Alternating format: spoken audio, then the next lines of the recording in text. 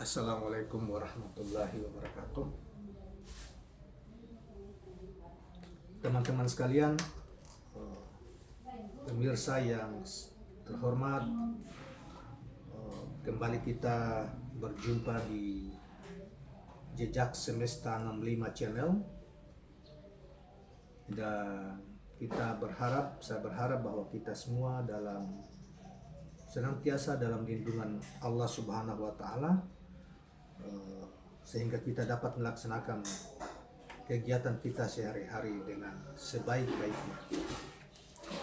Saudara sekalian, kali ini saya ingin pada kesempatan ini saya ingin mengemukakan beberapa amalan penting, terutama dalam perspektif Islam bagi kita yang Muslim, yang percaya dan yakin betul pada Allah dan segala asma-asmanya, yang beberapa hikmah atau khasiat yang akan sampaikan dari beberapa asma Allah SWT atau prosesi zikir, yang kemudian khasiat yang ditimbulkan dari asma-asma tersebut.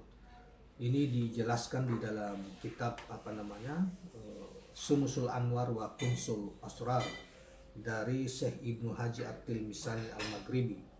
Saudara sekalian, Syekh Ibnu Haji Al-Tilmisani Al-Maghribi adalah seorang ulama hikmah dan tasawuf yang terkenal dari Maghrib atau Maghribi Afrika Utara, yang konon pernah berguru kurang lebih 14 tahun ke Syekh Abdul Qadir Jailani di Baghdad.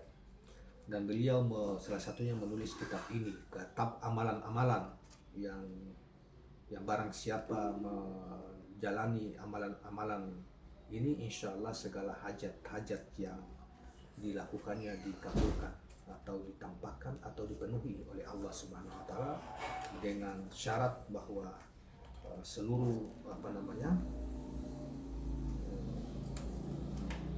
apa yang diamalkan itu memenuhi syarat seperti yang dianjurkan oleh Syekh Ibnu Haji At-Tilmisani Al-Maghribi ini. Saudara sekalian, ada 3 hal saja ada 3 asma yang saya coba ingin sampaikan pada kesempatan ini, yang sekaligus saya akan kemukakan uraian beliau. Dikatakan bahwa misalnya asma Allah tentang Al-Quddus dan rahasianya, dikatakan bahwa barang siapa mengistiqamah atau terus menerus membaca asma Kudus atau Ya Kudus, yang maha suci, dengan melaksanakan syarat-syarat sampai ia lupa bahwa dia intensitas zikirnya itu, sehingga seakan dia lupa diri, dia hanyut di dalam dalam zikirnya, maka ia akan menyaksikan cahaya yang keluar dari asma tersebut dan mendengar suara ucapan dari makhluk golongan alam atas, dan dapat mengerti artinya. Alam tersebut adalah makam para wali autad dari daerah Rabbaniyah. Apabila menyaksikan hal tersebut, maka berhentilah zikirnya, lalu ganti dengan mengucapkan Ismul Jalalah atau Allah, Allah, Allah.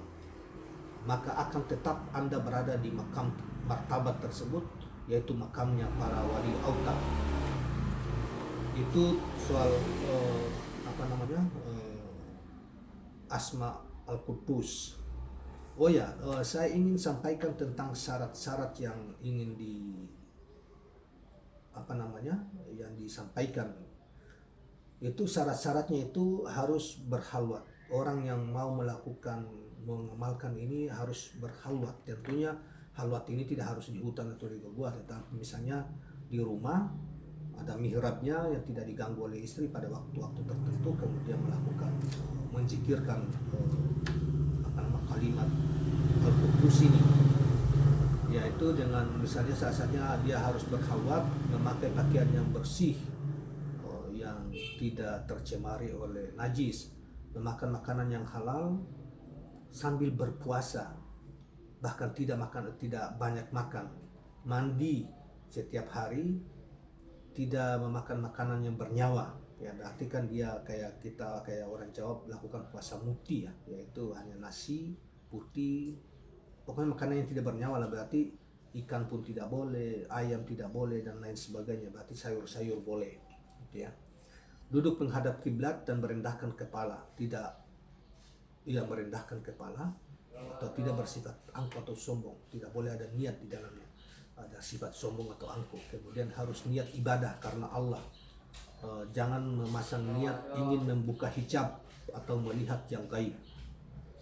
Selalu berwudu, punya wudu, kemudian membakar buhur atau kemenyan ya, setiap saat bakar pada malam Senin, pada hari Kamis, atau pada malam Jumat maupun hari Kamis. Begitu juga di hari Senin dan hari Jumat, karena sesungguhnya arwah rohani yang baik menyukai wangi-wangian.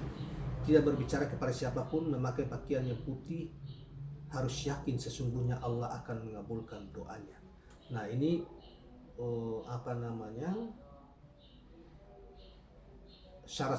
persyaratan yang itu ya, persyaratan orang yang ingin mengamalkan asma-asma tersebut. Yang salah satunya kita sudah bacakan tentang manfaat atau rahasia asma Allah Al-Quddus.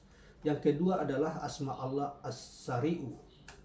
Ya, As-Sari'u dikatakan bahwa barang siapa yang mengamalkan asma ini dengan syarat-syarat yang di awal kita sudah bacakan tadi, sehingga saking tekunnya, saking terus-menerus menzikirkan asma Asy-Syari'u ini, sehingga dia pada tahap tertentu dia fana, maka ia akan menyaksikan alam malakut yang merupakan alam diijabahnya, dikabulkannya setiap doa dan keinginan, dan akan nampak dan terbuka dengan asma tersebut alam rohani.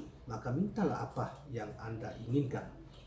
Nah, jadi kalau kita sampai zikir sampai kita semacam fana di dalam zikir itu, maka terbuka seluruh hijab kemudian kita perlihatkan, pada saat kita minta apapun keinginan kita akan dikabulkan oleh Allah Subhanahu wa taala. Yang ketiga adalah asma Al-Wahhab. Sama. Jadi syarat-syaratnya seperti yang kita sudah sampaikan di awal, maka kita mengamalkan zikir Ya Wahhab ini sampai kita seakan-akan tidak lagi tersentuh oleh, tidak lagi menyadari, tidak kesadaran kita seakan-akan memasuki makam fana. Artinya kita tidak lagi terhubung dengan dunia gitu, kira-kira memasuki fana gitu ya dengan zikir Ya Wahhab ini. Maka makhluk golongan hadam raja jin akan berkhidmat kepada Anda dan setia mengikuti Anda.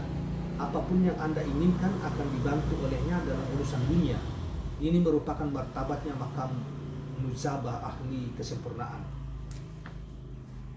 Jadi itu yang asma Al-Wahhab itu, ini khasiatnya seperti tadi ya.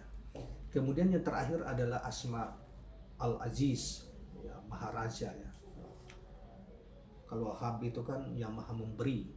Allah Al-Aziz, Allah yang Maharaja, maha kuasa. Nah, di sini disebutkan barang siapa yang terus-menerus senantiasa berzikir dengan asma Al-Aziz ini, dengan melaksanakan syarat-syarat yang sudah kita sebutkan di awal, maka dia dengan mudah bisa menundukkan makhluk golongan atas dan golongan bawah. Asma ini merupakan zikirnya para wali nuqobah di setiap wilayah kewalian. Demikianlah saudara sekalian beberapa amalan asma yang saya sampaikan pada kesempatan ini di dalam kitab yang diuraikan dalam kitab Samusul Anwar wa Kunsul Asrar yang ditulis oleh Syekh Ibnu Haji At-Tilmisani Al-Maghribi. Dan di awal kita juga sudah sepintas mengatakan tentang Syekh ini, menyampaikan tentang Syekh ini. Hal-hal yang lebih zikir-zikir yang lain kita akan sampaikan di waktu-waktu yang lain. Terima kasih. Mudah-mudahan Anda atau kita semua bisa melakoninya dan bermanfaat untuk keperluan hajat maupun keselamatan hidup dunia maupun di akhirat kelak. Assalamualaikum warahmatullahi wabarakatuh.